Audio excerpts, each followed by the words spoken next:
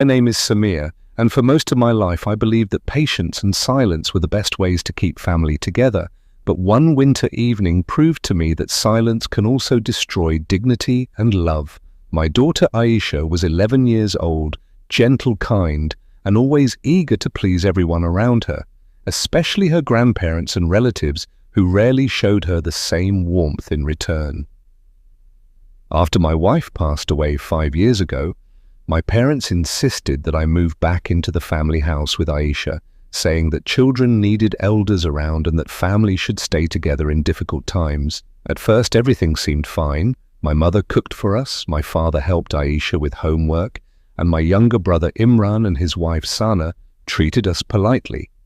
But slowly things began to change in small, invisible ways. Aisha was asked to sleep in the smallest room. She was told not to touch certain things. She was reminded often that her mother was gone. At family gatherings, she was told to stay quiet. When guests came, she was sent away. I noticed these things, but I kept telling myself that they were unintentional and that I should not create problems. One evening, my uncle and aunt came to visit with their children, and my mother decided to prepare a big dinner. The house was filled with smells of spices, bread, and curry, and everyone gathered in the living room waiting for food. The dining table was decorated with clean plates, glasses, and candles. My father sat at the head of the table. Imran and Sana sat beside him.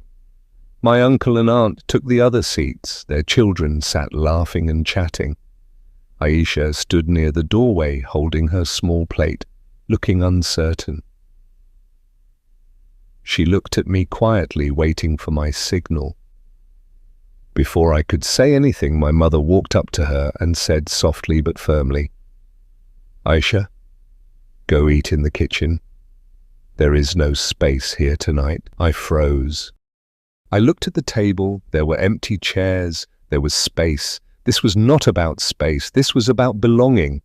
Aisha lowered her head and said, "Yes, Daddy." She turned and walked toward the kitchen without complaint. Her small shoulders looked heavy. Something inside me cracked.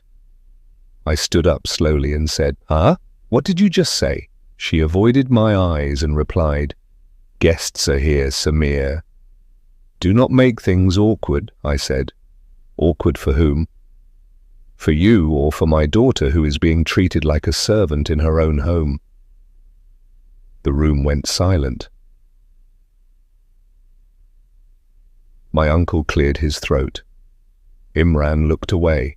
Sana pretended to fix her dupatta. My father frowned and said, "Samir, control yourself." I looked at him and said, "Baba, I have controlled myself for years. I controlled myself when Aisha was given leftovers. I controlled myself when she was ignored. I controlled myself when she cried at night and asked why she was different. But today I will not control myself anymore." My mother said angrily, "You are overreacting." "It is just one meal," I replied. "No, it is not one meal. It is every meal, every word, every look, every reminder that she is not fully yours." I walked to the kitchen and saw Aisha sitting on a small stool, eating quietly with her back straight and tears falling into her rice. I knelt beside her and wiped her face. I said, "Beta, pack your bag." She looked confused and asked, "Papa, where are we going?" I smiled gently and said, "Somewhere we are respected, somewhere you never have to eat alone again." She nodded without question. That broke my heart even more. She was used to accepting whatever I decided because she trusted me completely. I stood up and walked back into the dining room. Everyone was staring at me. I said calmly, "We are leaving tonight." My mother jumped up and said, "Leaving? Where will you go at this hour?" I replied. "Anywhere is better than staying where my daughter is treated as invisible." My father said angrily, "Do not insult this house." I said, "This house insulted my child first." I went to our room and packed our clothes, books and photos. Aisha packed her school bag and her mother's picture. When we came out with our bags, the guests stood awkwardly. My uncle said, "Samir Beta, think carefully." I said, "I have thought for years. Tonight, I am finally acting." My mother cried and said, "You are breaking the family."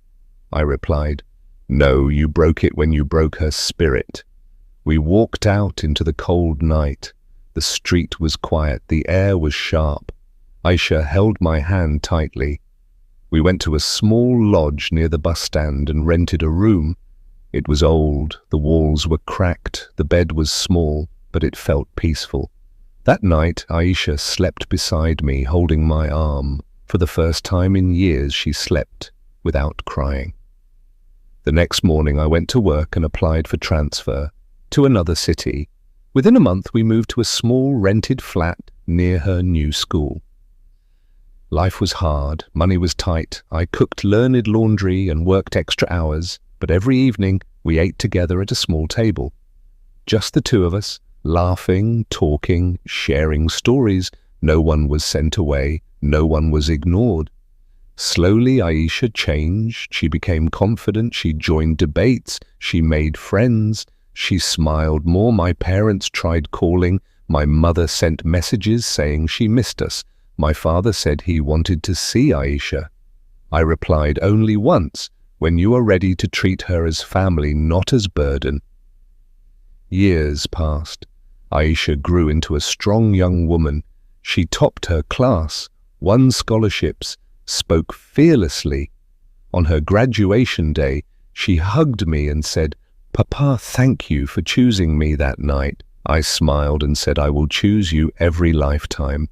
Later, my parents came to her award ceremony. They stood at the back, watching her shine. My mother cried quietly. My father folded his hands and asked for forgiveness. Aisha walked to them and said, "I forgive you, but I will never eat in the kitchen again." We all smiled through tears. That night, long ago, did not end our family.